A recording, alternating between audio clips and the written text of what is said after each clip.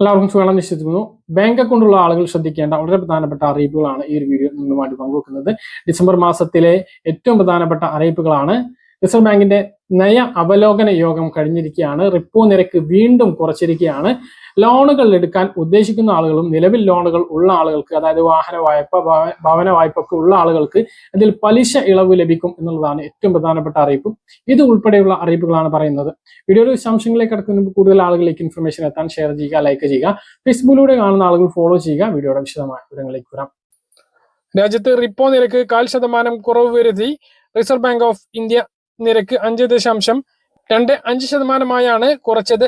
ഇതോടെ രാജ്യത്ത് നിലവിൽ ലോണുകൾ എടുക്കാൻ ഉദ്ദേശിക്കുന്നവർക്കും ലോണുകൾ ഉള്ള ആളുകൾക്കും ആശ്വാസം ആകും. ഭവന വായ്പ, വാഹന വായ്പ നിരക്കുകളിൽ കുറവുണ്ടാകും. 3 ദിവസമായി നടക്കുന്ന RBI പണനയ അവലോകന യോഗത്തിന് ശേഷം ഗവർണർ സഞ്ജയ് മൽഹോത്രയാണ് നിരക്ക് കുറയ്ക്കാനുള്ള തീരുമാനം പ്രഖ്യാപിച്ചത്. നിരക്ക് കുറയ്ക്കാനുള്ള തീരുമാനത്തെ പണനയ കമ്മിറ്റിയിലെ ആരും എതിർത്തില്ല എന്ന് RBI ഗവർണർ അറിയിച്ചു. Open market റെഗുലേഷനായി 1 lakh crore മാറ്റിവെക്കുന്നതായും RBI അറിയിച്ചു. പണപ്പെരുപ്പം പ്രതീക്ഷിച്ച രീതിയിലാണ് മുന്നോട്ട് പോകുന്നത് എന്നും അദ്ദേഹം വ്യക്തമാക്കി. സഞ്ജയ് മൽഹോത്ര ഗവർണറായതിനു ശേഷം 4ാം തവണയാണ് റിപ്പോ നിരക്ക് കുറക്കുന്നത്. നിർമ്മാണ മേഖലകളിൽ പ്രതീക്ഷിച്ച പുരോഗതി ഉണ്ടാകുന്നുണ്ട്. സേവന കയറ്റുമതി മേഖലകളിൽ തിരിച്ചുവരവിന്റെ പാതയിലാണ് എന്നും RBI ഗവർണർ വ്യക്തമാക്കി.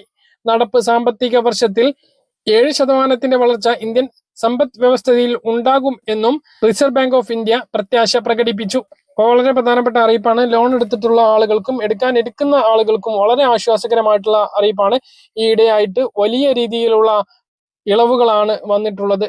കഴിഞ്ഞ 4 അവലോകന യോഗത്തിലും റിപ്പോ നിരക്കിന്റെ കുറവ് വന്നു എന്നുള്ളത് വളരെ സന്തോഷകരമാണ്. അതുകൊണ്ട് തന്നെ ലോണുകൾക്കുള്ള പലിശ നിരക്ക് കുറയും എന്നുള്ളതാണ്. വാഹന വായ്പ, ഭവന വായ്പ എടുത്തിട്ടുള്ള ആളുകൾക്കും എടുക്കാനിരിക്കുന്ന ആളുകൾക്കും വലിയ ആശ്വാസമാണിത്. മറ്റൊരു പ്രധാനപ്പെട്ട അറിയിപ്പ്, സ്റ്റേറ്റ് ബാങ്ക് ഓഫ് ഇന്ത്യ SBIയുടെ ഓൺലൈനിലും യോനോ ലൈറ്റ് ആപ്പിലും ലഭ്യമായിരുന്ന ജനപ്രിയ ഇടപാട് സേവനമായ M-Cash ഇനി മുതൽ ഉണ്ടാകില്ല. 2025 നവംബർ 30 കൂടി ഈ സേവനം അവസാനിപ്പിച്ചു. ഇനി മുതൽ SBI ഉപഭോക്താക്കൾക്ക് ഗുണഭോക്താവിന്റെ രജിസ്റ്റർ ചെയ്ത M-Cash ഉപയോഗിച്ച് പണം കൈമാറാൻ കഴിയില്ല. M-Cash ലിങ്ക് അല്ലെങ്കിൽ ആപ്പ് ഉപയോഗിച്ച് ഉപയോക്താക്കൾക്ക് പണം സ്വീകരിക്കാനും കഴിയില്ല. നിരവധി ഉപയോക്താക്കൾ സ്ഥിരമായി ഉപയോഗിച്ച് പോരുന്ന സേവനമാണ് M-Cash. വളരെ ചുരുക്കി പറഞ്ഞാൽ ഇത് പണം അയക്കാനും ക്ലെയിം ചെയ്യാനും ഉപഭോക്താക്കളെ പ്രാപ്തമാക്കുന്നു. ഇവിടെ ഗുണഭോക്താവിനെ രജിസ്റ്റർ ചെയ്യാതെ തന്നെ പണം അയക്കാൻ കഴിയുമായിരുന്നു. ഡിജിറ്റൽ ഇടപാടുകളെ കൂടുതൽ സുരക്ഷിതമാക്കുന്നതിന്റെ ഭാഗമായാണ് M-Cash സേവനം അവസാനിപ്പിച്ചത് എന്നാണ് SBI വ്യക്തമാക്കിയിട്ടുള്ളത്. M-Cash ഒരു കാലഹരണപ്പെട്ട പണമിടപാട് മാർഗമാണ് എന്ന് ബാങ്ക് പറയുന്നു. UPI, IPMS, NEFT, RTGS തുടങ്ങിയ പുതുതലമുറ ഇടപാട് രീതികൾക്കാണ് ബാങ്ക് പ്രാധാന്യം നൽകുന്നത്. എന്തായാലും SBIയുടെ M-Cash സംവിധാനം ഇപ്പോൾ അവസാനിച്ചിരിക്കുകയാണ് എന്നുള്ളതാണ് മറ്റൊരു വളരെ പ്രധാനപ്പെട്ട ബാങ്കിങ് അറിയിപ്പ്. ഇനി ബാങ്ക് ഉടമകൾ എല്ലാവരും ശ്രദ്ധിക്കേണ്ട കാര്യം, KYC അപ്ഡേഷൻ അറിയിപ്പ് വന്നിട്ടുണ്ട് എങ്കിൽ ഉടനെ ആ കാര്യം ചെയ്യുക. നിരവധി പേർക്ക് സർക്കാർ ആനുകൂല്യങ്ങൾ വരെ മുടങ്ങുന്നുണ്ട് എന്നുള്ളതാണ് ഏറ്റവും പ്രധാനപ്പെട്ട കാര്യം.